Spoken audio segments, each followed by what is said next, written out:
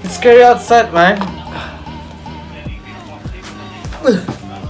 Sungguh-sungguh menakutkan di luar tuh. Jadi kita tuh harus aman gitu. Habis dari luar kita copot kacamata. Kalau yang pakai kacamata ganti kacamata yang baru kayak gini. Nah, jaket kita lepas biar semua tuh aman gitu. Nah, habis semua aman kita pakai sanitizer. Kalau nggak punya sabun pakai ini. Jadi itu apa namanya tips-tips menghadapi situasi yang genting seperti ini. Jadi sebelum kita masuk ke apa sih kita membahas apa hari ini? Roll the intro.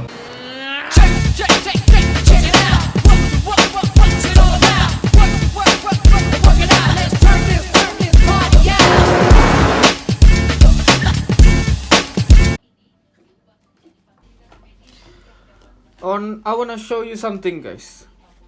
Aku ingin melihatkan kalian video sebetulnya. Jadi kita tonton video dulu.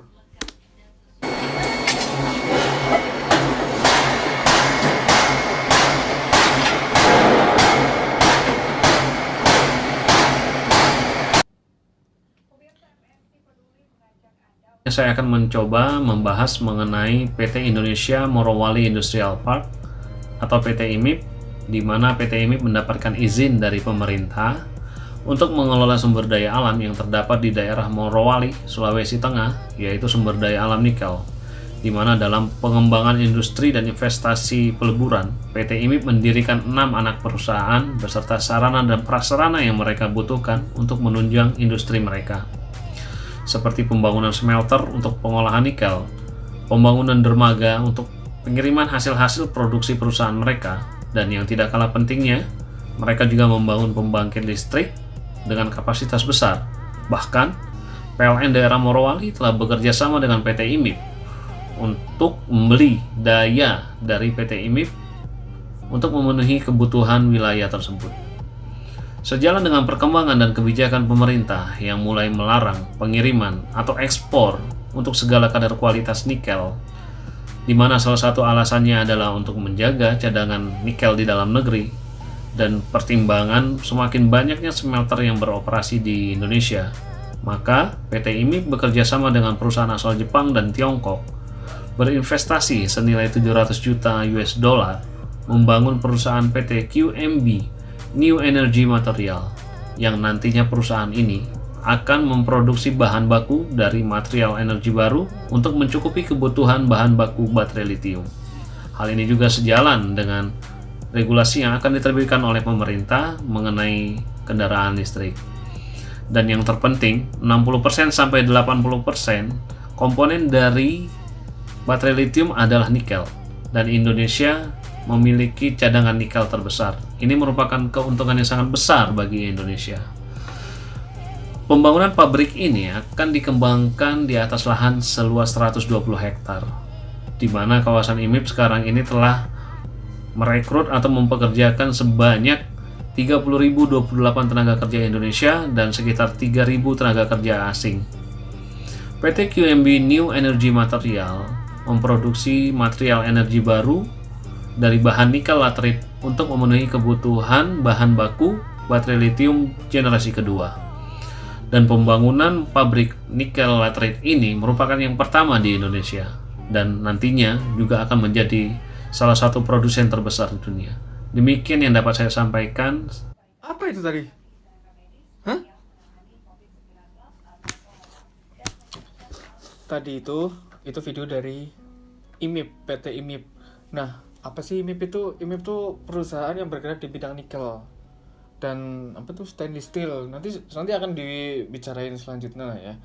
Dan sebelum masuk ke pembahasan dan kasus yang ada di IMIP itu, sebenarnya aku pengen menjelasin ke kalian bahwa IMIP itu perusahaan yang di bidang industri itu udah dari tahun 2003 kalau nggak salah.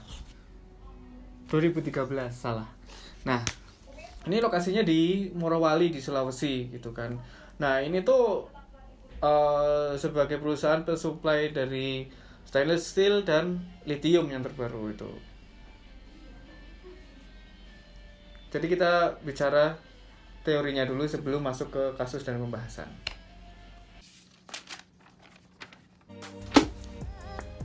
Nah, apa sih sebetulnya yang mau aku omongin ke kalian tuh? Sebenarnya gampang sih sebetulnya. Jadi ada orang di sini, organisasi. Kita namain dia supplier. Terus ada produsen di sini yang mau produksi barang. Terus ada konsumen di sini. Ya kita lah yang kita beli atau kita. Nah, sebenarnya supplier itu memegang peran penting dalam ekonomi ekosistem ini. Nah, contohnya dalam kasus ini aku pengen bocorin aja sedikit tentang yang namanya IMIP itu sebagai supplier apa gitu. Di sini IMIP itu sebagai supplier lithium. Tahu lithium? Baterai lithium yang untuk digunakan untuk Tesla. Jadi kalau digambarkan di sini, ini IMIP lithium itu ke Tesla. Elon Musk. Tesla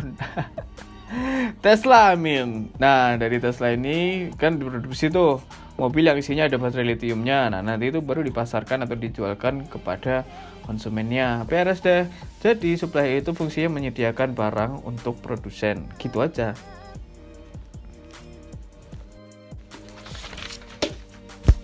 Lanjut ke teori kedua. Teori kedua itu ke demografik. Apa sih demografik itu? Sebenarnya itu bisa menjadi peluang atau bisa menjadi ancaman bagi manajer di suatu perusahaan gitu kan. Contohnya di Sulawesi ini, misalnya sebetulnya di demografik ini itu tuh suatu perubahan kelompok ras atau usia atau jenis kelamin atau orientasi seksual dan lain sebagainya yang memberikan efek terhadap manajernya. Nah, dicontoh di Sulawesi ini, di PT IMIP ini itu ada kesenjangan antara ini dan ini. But ini TKI, ini TKA. Jadi ini ada kesenjangan antara TKI dan TKA. Nah, kesenjangannya itu apa? Dan mungkin itu bisa menjadi bumerang atau bisa menjadi ancaman bagi manajernya. Nah, itu nanti akan disampaikan oleh yang selanjutnya. Nanti mungkin akan ada pembicaraan selanjutnya gitu kan. Jadi demografik itu intinya bisa memberikan peluang atau memberikan ancaman bagi manajernya gitu.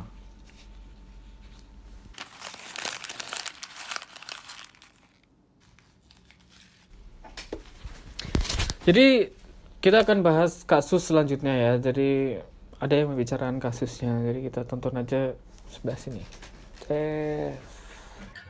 Terima kasih banyak. Sekarang saya akan membahas tentang kasus yang berada di kawasan Indonesia Morowali Industrial Park. Langsung saja. Ya, seperti yang kita ketahui, ada 3 kasus besar yang berada di PT IMIP. Yang pertama adalah tentang kebijakan tentang ekspor dan impor. Kedua adalah tentang kesenjangan gaji karyawan. Dan ketiga tentang COVID-19. Kasus yang pertama tentang kebijakan ekspor dan impor. Pada tanggal 2 Januari 2020, Presiden Joko Widodo secara resmi menghentikan dan melarang penjualan atau ekspor bahan jadi nikel ke luar negeri, khususnya ke Eropa. Alasan beliau saat ditanya adalah untuk menekan defisit neraca berjalan. Kita bisa berdebat apakah itu alasan yang tepat atau tidak, tapi secara pribadi saya hanya ingin membahas tentang dampak yang terjadi di perusahaan tersebut. Nah, seperti yang kita ketahui juga, PT IMIP adalah perusahaan internasional di mana dia mempunyai banyak pelanggan di seluruh dunia. Karena larangan ini dari pemerintah, otomatis salah satu pelanggan IMIP berkurang. Nah, karena ini berdampak signifikan pada perekonomian perusahaan. Nah, karena berdampak pada perekonomian perusahaan harus memberikan solusi. Nah, sayangnya solusi yang dipilih oleh PT IMIP adalah untuk mengurangi jumlah karyawan atau mengurangi gaji karyawan. Ini sangat berdampak signifikan pada orang-orang yang bekerja di PT IMIP karena banyak gaji yang tidak dibayarkan atau banyak karyawan yang dikeluarkan. Yang kedua, dampak dari ini adalah PT IMIP sendiri memproduksi nikel, jadi nikel sebanyak 900.000 ton per tahun. Dan mungkin tahun ini akan meningkat menjadi 1 juta ton. Nah, karena produksinya sangat banyak ini dan tidak ada yang membelinya, otomatis banyak produk jadi tersebut hanya berada di kawasan IMIP tersebut. Ini juga berdampak pada kinerja karyawan-karyawan karena banyak yang terhalangi oleh stockpile produk jadi tersebut di kawasan IMIP. Tadinya itu digunakan sebagai gedung, tapi sekarang gedung itu hanya digunakan untuk menyimpan bahan-bahan jadi tersebut, dan juga banyak bahan-bahan jadi tersebut ditata di pinggir-pinggir jalan di mana mengganggu transportasi perjalanan alat-alat berat. Dan karena itu juga mempengaruhi kasus yang kedua secara tidak langsung. Sekarang lanjut aja ke kasus 2 tentang kesenjangan gaji karyawan. Nah, seperti yang sudah saya sampaikan di kasus pertama, bahwa PT IMIP adalah perusahaan internasional dan juga mempunyai karyawan-karyawan dari berbagai negara. 70% karyawan berasal dari Indonesia, 30% berasal dari luar negeri. Kebanyakan hampir 28% berasal dari Cina. Dan IMIP juga bekerja sama dengan perusahaan-perusahaan di Cina. Investor-investor Cina pun banyak yang menginvestkan uangnya ke perusahaan ini. Dan banyak teknologi-teknologi yang dibawa dari Cina ke Indonesia. Dan karena teknologi tersebut berasal dari Cina, otomatis memerlukan karyawan-karyawan yang memiliki skill, speciality, atau juga soft skill yang mengetahui tentang teknologi-teknologi tersebut. Nah, karena yang mengetahui teknologi tersebut kebanyakan dan rata-rata orang Cina, otomatis gaji mereka akan lebih tinggi dibandingkan orang-orang lokal. Ini membuat konflik atau orang lokal tersebut iri pada orang-orang TKA. Nah, ini banyak sekali terjadi konflik-konflik di perusahaan-perusahaan anakan PT IMIP tersebut. Solusi yang diberikan oleh PT IMIP kepada kasus nomor 2 ini adalah mereka menerapkan study tech, di mana mereka mengajarkan orang-orang lokal untuk belajar teknologi-teknologi yang berasal dari Cina ini. Tentu ini akan memerlukan proses yang lumayan lama. PT IMIP menargetkan 2-3 tahun baru bisa menerapkan 50%. Karena ini, otomatis PT IMIP tidak akan menggunakan orang-orang Cina tersebut, karena orang-orang lokal pun dapat mengoperasikan teknologi-teknologi tersebut. Ini adalah solusi yang diterapkan, yang diberikan oleh PT IMIP kepada perusahaan-perusahaan anak-anakannya tersebut. Nah, ini juga berdampak pada COVID-19, yaitu kasus ketiga, di mana karyawan-karyawan Cina tersebut kadang kan harus libur dan mereka pulang ke Cina. Dan karena kasus wabah COVID-19 ini, pemerintah Indonesia dan pemerintah Cina melarang karyawan-karyawan tersebut balik ke Indonesia. Nah, karena teknologi-teknologi tersebut hanya orang Cina yang bisa mengoperasikannya, maka dari itu berdampak sekali ke salah satu anak perusahaan PT IMIP yang mungkin saya tidak dapat menyebutkan namanya. Ini berdampak sekali karena alat-alat tersebut tidak dapat dioperasikan dan otomatis secara tidak langsung harus diberhentikan.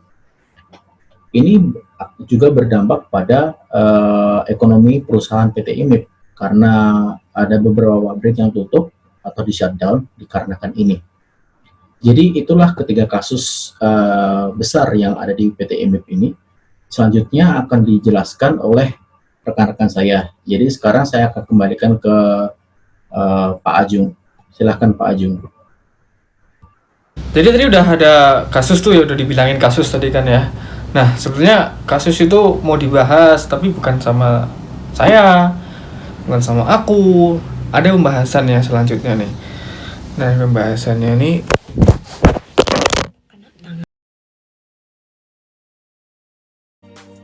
Baik, terima kasih atas waktunya. Selanjutnya kita akan masuk ke dalam pembahasan. Seperti yang kita ketahui, PT IMIP itu sendiri merupakan salah satu perusahaan supplier stainless steel terbesar di dunia. Namun, pada awal tahun 2020, Presiden Joko Widodo menerapkan suatu kebijakan baru, di mana kebijakan ini menghentikan ekspor bahan mineral nikel dari Indonesia ke luar negeri, khususnya ke Eropa.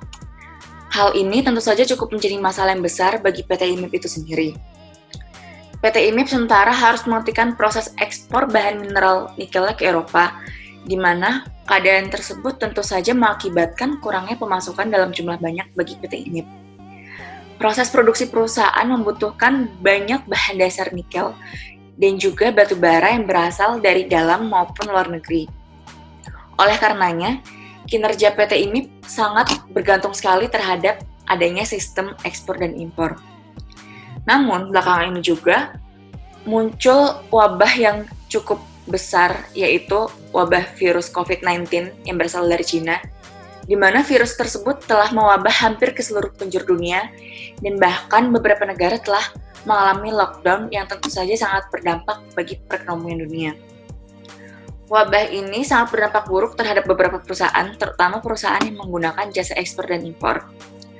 Oleh karena itu, PT IMIP mengalami masalah yang cukup besar, di mana suplai dan ekspor dalam perusahaan tersebut terhambat akibat munculnya virus COVID-19 ini. Banyak sekali kerugian yang dialami perusahaan, khususnya dalam proses produksi yang menjadi terhambat akibat tidak adanya bahan baku yang dapat disuplai, dan juga proses penjualan hasil produksi yang menjadi terhambat. Terhambatnya proses penjualan hasil produksi ini mengakibatkan perekonomian perusahaan terganggu. Padahal, perusahaan juga harus tetap memberikan gaji pada semua karyawannya. Untuk mengurangi kerugian-kerugian yang terjadi, perusahaan akhirnya harus mengambil sikap dengan memberhentikan sebagian karyawannya.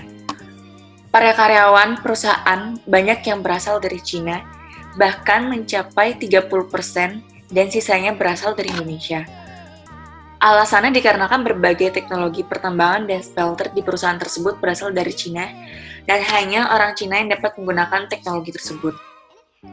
Pekerjaan ini membutuhkan banyak pengetahuan, keterampilan, dan kemampuan yang spesial dan juga resiko yang cukup besar, sehingga mengakibatkan adanya perbedaan gaji ataupun upah karyawan dalam perusahaan tersebut. Hal ini tentu saja mengakibatkan adanya kesenjangan sosial antar pegawai. Akibatnya, karyawan yang saling tidak rukun satu sama lain menyebabkan penurunan kualitas perusahaan tersebut. Di mana jika kualitas produksi menurun, maka akan berdampak pula terhadap perekonomian perusahaan. Oleh karenanya, kerukunan antar karyawan merupakan hal yang sangat penting bagi perusahaan. Kesenjangan sosial yang muncul merupakan tugas yang penting bagi perusahaan untuk dapat menurunkan tingkat kesenjangan sosial sehingga tidak berdampak buruk terhadap perusahaan tersebut. Ya bener belum gambarannya? Udah. Kalian tahu nggak sih tentang kebijakan-kebijakan baru dari pemerintah yang berpengaruh terhadap perekonomian Indonesia dan juga yang pasti berpengaruh terhadap PT IMIP sendiri? Nah, di sini aku bakalan bahas tentang kebijakan-kebijakan itu. Oke, yang pertama, pada tahun 2009 ada undang-undang pertambangan yang melarang ekspor bahan tambang mentah.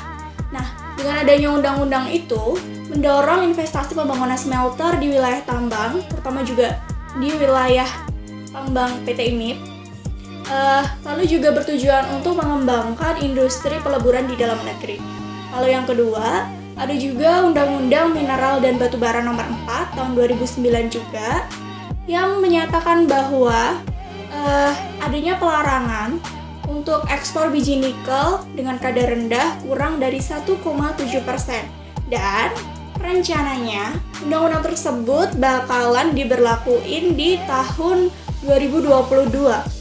Tapi pada kenyataannya undang-undang itu udah diberlakuin di awal tahun ini, yaitu pada tanggal 1 Januari tahun 2020.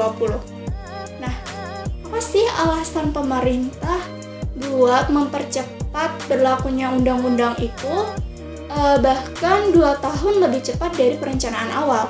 Nah, ternyata Pemerintah ingin menjaga cadangan nikel di Indonesia dan dengan mempertimbangkan banyaknya smelter nikel yang sudah mulai beroperasi di Indonesia.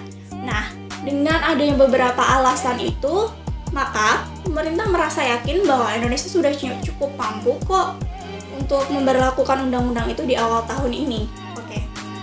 Last but not least, kita semua udah tahu bahwa saat ini banyak sekali negara-negara yang sudah memberlakukan kebijakan lockdown di negaranya. Kebijakan lockdown ini sendiri mulai diberlakukan ketika munculnya pandemi COVID-19 yang pertama kali muncul di China. Nah, dengan diberlakukan kebijakan lockdown ini, banyak sekali aktivitas ekspor terhenti. Kenapa? Karena ya semua diharapkan untuk stay di rumah, tidak berpergian, tidak melakukan aktivitas di luar rumah, kecuali dalam keadaan yang mendesak dan atas izin pemerintah. Bahkan, di beberapa negara mereka memberlakukan kebijakan lockdown ini lebih tegas dengan adanya denda ataupun hukum pidana bagi masyarakatnya yang melanggar tentang kebijakan ini. Oke. Dari semua yang udah kita bahas, mulai dari teorinya yaitu supply dan juga demografi, lalu ada kasusnya, lalu kita membahas tentang pembahasannya, hingga tadi kebijakan pemerintahannya. Kesimpulannya adalah yang pertama, kebijakan pemerintah sangat berpengaruh terhadap lancarnya aktivitas sebuah perusahaan, terutama di sini adalah PT IMIP. Dengan adanya kebijakan dilarang untuk mengekspor bahan mentah, otomatis PT IMIP harus bisa menyesuaikan, yaitu mereka dengan membeli smelter, membangun smelter untuk bahan mentah itu bisa dikelola, dileburkan, dan bisa untuk diekspor. Lalu ternyata ada lagi undang-undang tentang mineral dan batu bara yang menyatakan bahwa tidak boleh mengekspor biji nikel kadar rendah kurang dari 1,7%. Nah, otomatis juga PT IMIP dia akan menyesuaikan bagaimana caranya untuk mengekspor tidak dengan kadar rendah kurang dari 1,7%.